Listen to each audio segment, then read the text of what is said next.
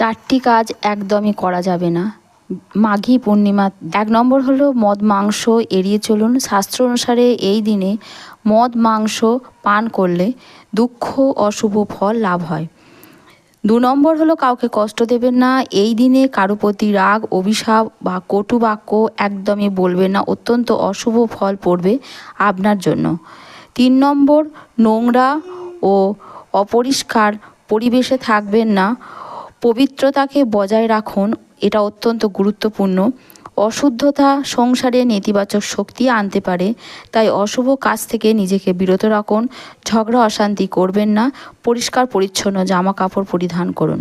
4 নম্বর হলো এই দিনে কলহ বা বিতর্ক সংসারে অশান্তি ডেকে আনে, তাই এই বিশেষ দিনে কলহ, বিতর্ক, ঝগড়া অশান্তিকে এড়িয়ে চলুন, এই কাজগুলো করবেন না। এই 4টি